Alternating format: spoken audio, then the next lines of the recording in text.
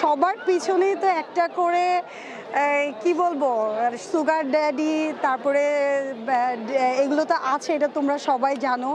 আর মিডিয়াতে অলরেডি অনেক ছবি, অনেক জিনিস ভাইরাল হয়েছে। আগে তো এগুলো কেউ স্বীকার করে নাই, সবাই বলছে আমার যোগ্যতায় আমি এ পর্যন্ত আসছি।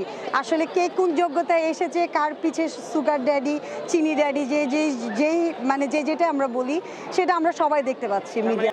মানুষের ভাষাও পরিবর্তন হয়ে যায়। আর যেগুলো তেলবাজি কথা বলেছে এখন তো তাদেরকে পাওয়া যায় না, তারা এখন হাওয়া হয়ে গেছে। এখন তারা উল্টা কথা বলে, না না না কই, কখন আমি তো ছিলাম না, এই ধরনের কথা তো বলিনি। এখন তারা মানে লুকে আছে এক প্রকার।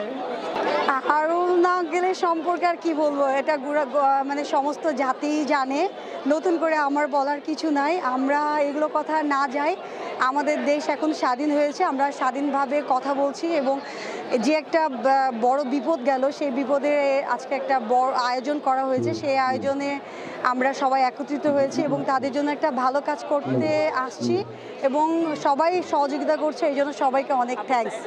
আসলে আমি খুব একটা এই বিষয়ে জানি না, কারণ ওনার চেম্বারে আমি যাইনি। তবে আমার পরিচিত অনেকে গিয়েছে, এসে বলছে ওনার ব্যবহার অনেক ভালো, আপ্যায়ন করে অনেক। কি আপ্যায়ন করে? আপ্যায়ন ওই যে ওনার যে একটা রেস্টুরেন্ট, আমি তো বলবো ওনার একটা নিজের রেস্টুরেন্টই আছে। সোনারগাঁতে ফোন করে, খাবার চলে আসে, বসে একসঙ্গে খায়, খাবার উঠে টুঠে দেয়, এ আর কি। এখন সব গা ঢাকা দিয়ে আছে, তখন তো কাউকে দেখতে পাচ্ছি না।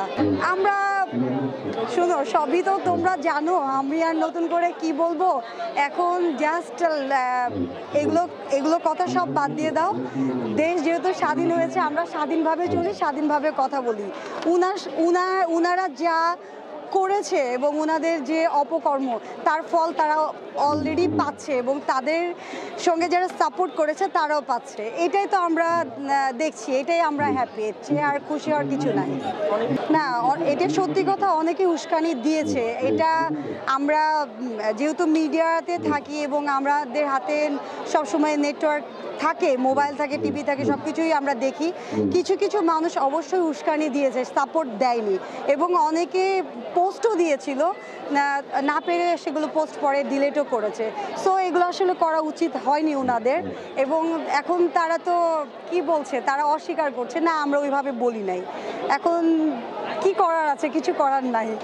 এখন আমরা জাস্ট ওয়েট করব, ভালো একটা আমাদের দেশটা সুন্দর হোক এবং ভালো একটা নেতা সে যেই আসুক, যেই দলই আসুক, ভালো একটা নেতা আসুক, সে ছেলে হোক মেয়ে হোক যেই হোক। আমরা সবাই সুস্থভাবে সুন্দরভাবে বাঁচতে চাই, মারামারি আর হানাহানি চাই না।